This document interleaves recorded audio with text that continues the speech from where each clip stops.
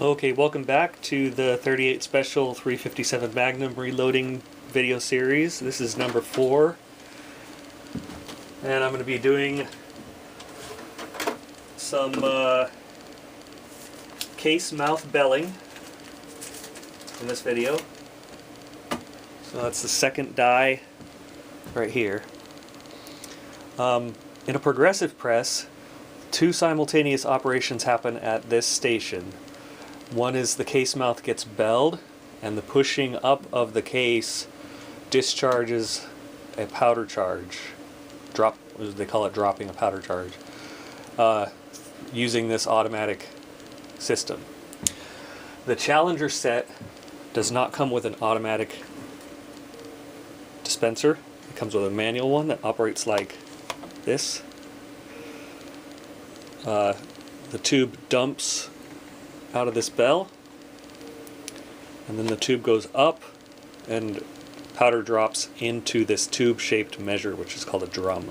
So this is a manual drum. You can get auto drums for these guys, the drums are much more accurate at dispensing pistol powders because of the shape of the powder, which is usually flat discs.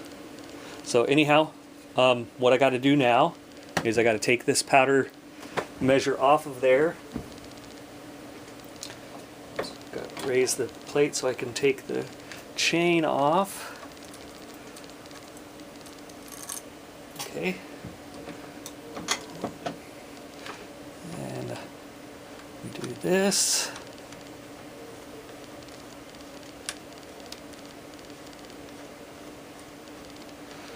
So I'm unscrewing this dispenser out of the die.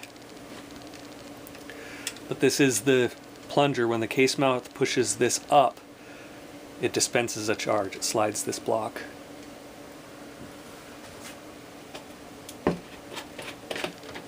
And this powder, I don't know if it's going to show up on camera, but this is Blue Dot.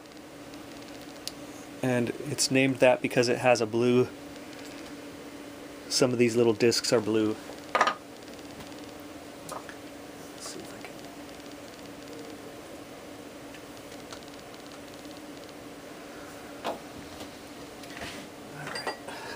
Funnel.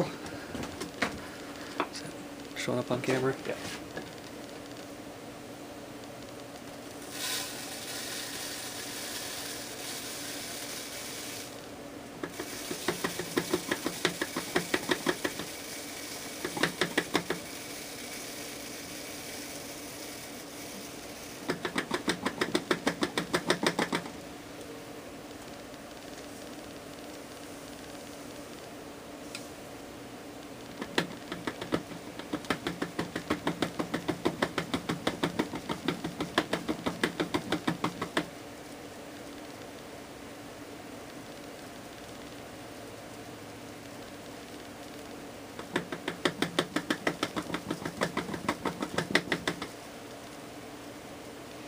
Now you should always store your powder in its original container.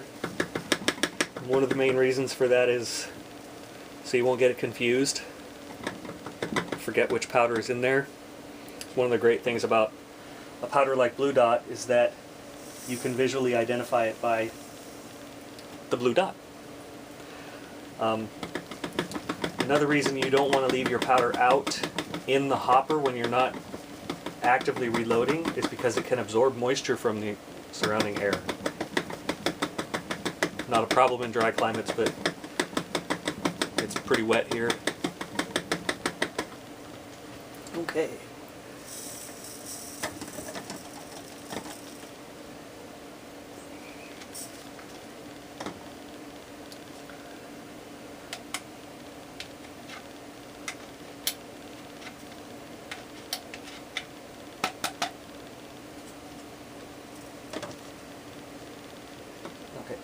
Yeah, that's probably good enough.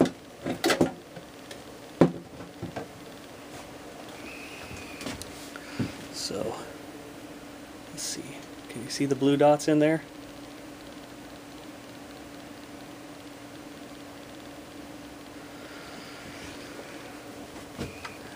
Alright.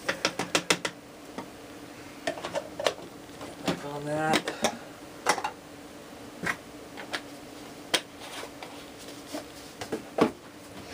Okay, so now we're going to take this expander die, pull that off of there.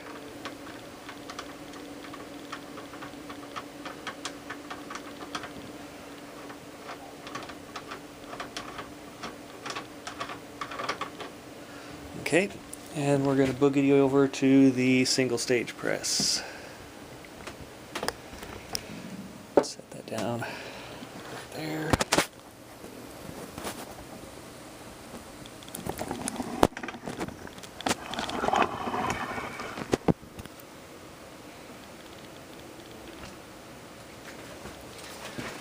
Alright, and like before, we've got our handy dandy instruction manual here. Expander die. Screw the die in until it touches the shell holder, then back out 1 full turn. For Magnum cases, back out the expander die an additional 1 3/4 turns. So all the way to the shell holder, and then back out 1 full turn.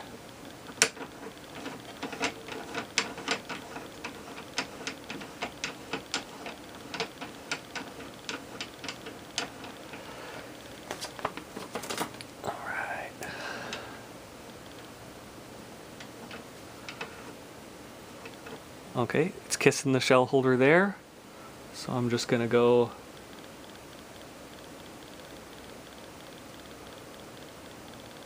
one whole turn back out.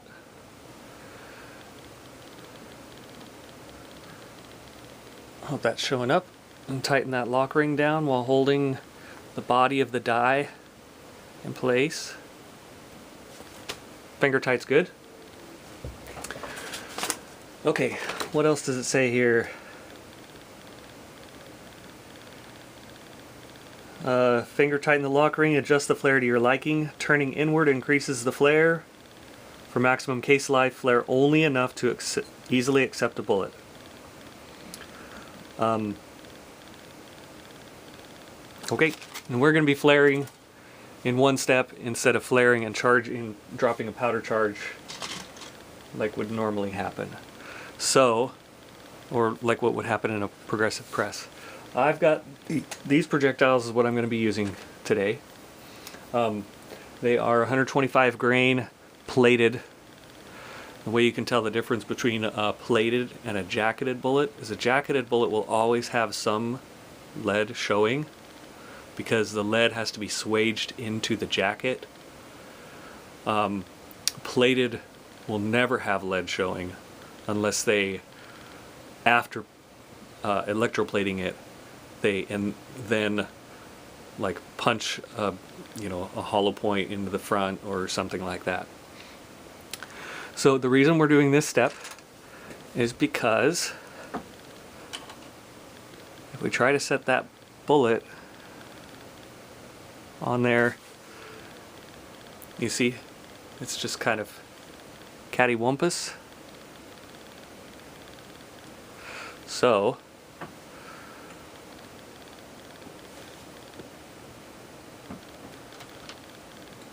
okay, that didn't feel like it engaged the flaring mouth. Oh, that's right. Since there's no powder dispenser there, I have to put this part back in there.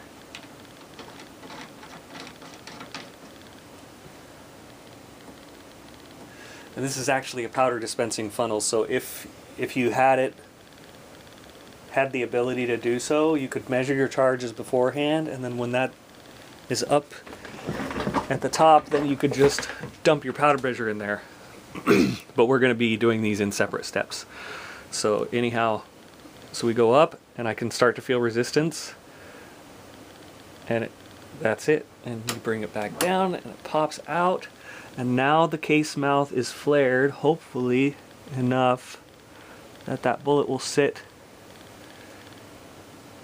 in there straight up and down. If it is not, increase the flare a little bit. You don't want to increase the flare too much. And that looks like it's going to work for me. Right there. Yeah, I think that's going to work. So, let's see if we can.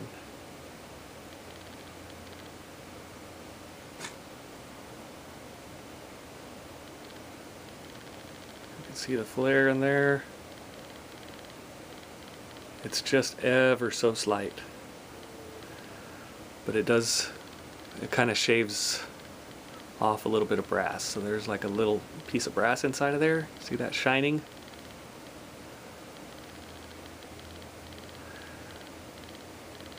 Okay, so this is a kind of a slightly destructive process. You want to do it as gently as possible. Alright, that's the end of this one. See you on the next one.